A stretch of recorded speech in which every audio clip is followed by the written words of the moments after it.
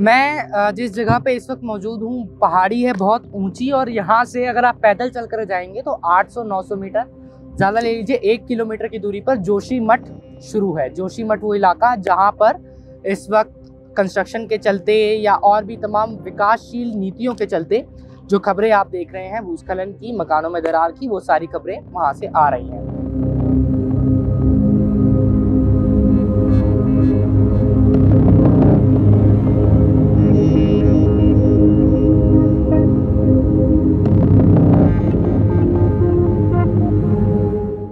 सरकार की ये दोहरी नीति है। मैं कहूँ तो अगर ये घर चला गया तो मेरा मायका गया।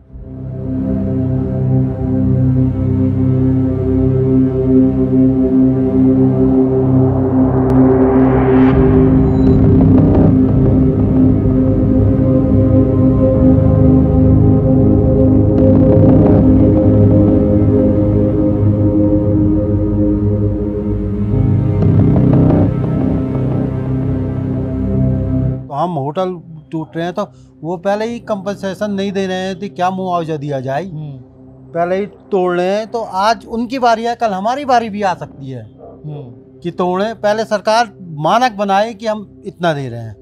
वो होटल का लगाइए आप 2 करोड़ कुछ रुपया निकाल रखा उन्होंने।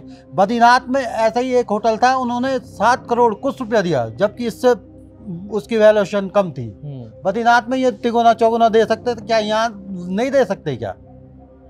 सरकार की ये दोहरी नीति है। तोड़े नहीं, पहले सरकार अपनी नीति स्पष्ट करे कि हम क्या देंगे। 4-4 हजार में क्या मिलेगा इतना घर? देखो 5 कमरे का सामान क्या आ जाएगा एक कमरे में? अभी हम लोग तो कोई अपने कजन के यहाँ जा रहा है, कोई कहीं जा रहा है। जैसे ही आज अभी हम अपने कजन के यहाँ बच्चे छोड़ के आ गए, अपने छोटे छोटे हैं 10-11 साल के बच्चे हैं। तो हम वो उन बच्चों का क्या कसूर है इसमें, ये बताइए ना। हाँ, स्कूल जाते हैं बच्चे, स्कूल जाते हैं 5th में, एक 3rd में। तो आप बताइए ना कैसे होगा कि हमारी जिंदगी कैसे, अगर शिफ्ट भी करते तो हमारा रोजगार क्या? हमारा रोजगार तो यही था, होटल का रोजगार हमारा ये था, तो हम क्या रोजगार करेंगे? हम तो बिल्कुल खत्म हो गए चारों तरफ से।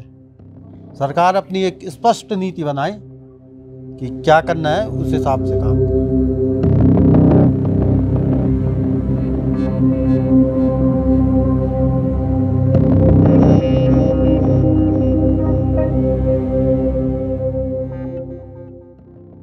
जो प्रॉब्लम यहाँ पे चल रही है वो मेन एनटीपीसी के टनल की वजह से चल रही है, क्योंकि जब तक यहाँ पे ये सोर्सेज वगैरह कुछ भी नहीं था तब तक यहाँ पे सब कुछ सिचुएशन बहुत अच्छी थी। हम लोग अच्छे से सर्वाइव कर रहे थे, ना तो हमें किसी चीज़ की डर थी ना फिक्र था। लेकिन आज का टाइम ऐसा आ गया कि दहशत सी बनी हुई है कि कब ये गिर पड़े और कब हम लोगों का जीवन नष्ट हो जाए। तो सरकार से फिलहाल तो यही गुहार है कि जोशीमठ को ना बचा सके चलेगा, पर जोशीमठ वासियों का जीवन आप बचाइए प्लीज़, क्योंकि हम लोगों का रहन सहन खान पान सब इसी पे टिका हुआ है। और जो चीज़ रहेगी नहीं तो हम लोगों का यहाँ पे रहने का कोई मकसद ही नहीं बनता है। फिर जीवन है तो सब कुछ है।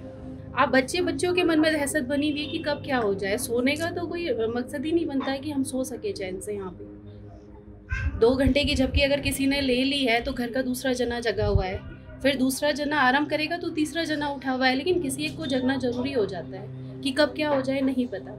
मेरी पैदाइश ही यही है, ये मेरा मायका है। मैं कहूँ तो अगर ये घर चला गया तो मेरा मायका गया।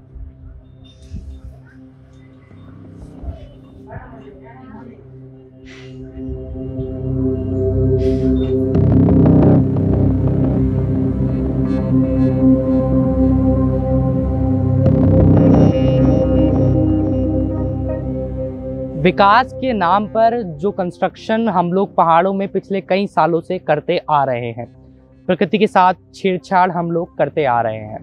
ताज्जुब की बात यह है कि इतनी बड़ी सीख, इतनी बड़ी दुर्घटना होने के बावजूद भी, जिसमें आगे अंजाम का अभी भी हमें नहीं पता कि जोशीमठ को बचा पाने में हमारा प्रशासन, हमारा समाज सफल रहेगा या नहीं, लेकिन उसके बावजूद भी हमने शायद इससे कुछ नहीं सीखा। जो कंस्ट्रक्शन आपको दिखाई गई, जो साइट आपको दिखाई गई, जो बातें आपको इस वीडियो में बताई गई, उन बातों से समझना हमारे लिए ये ज़रूरी होगा कि हम दरअसल ऐसा कौन सा विकास करना चाह रहे हैं जिस विकास के नाम पर हम अपने आने वाली पीढ़ी के लिए इस सुंदर प्रकृति को ख़त्म करते चले जा रहे हैं। Every action has an equal and opposite reaction, Newton का तीसरा विश्व प्रसिद्ध लॉ। ये सोचना पड़ेगा कि जो एक्शन हम प्रकृति के ऊपर विकास के नाम में ले रहे हैं, क्या उसका रिएक्शन झेलने के लिए हम, हमारा समाज, हमारी आने वाली पीढ़ियाँ तैयार हैं या नहीं। कैमरा पर्सन मदन लाल के साथ Harshit Sharma, Mojo Story, Joshimath. It's great to see you here. Thank you for watching our work.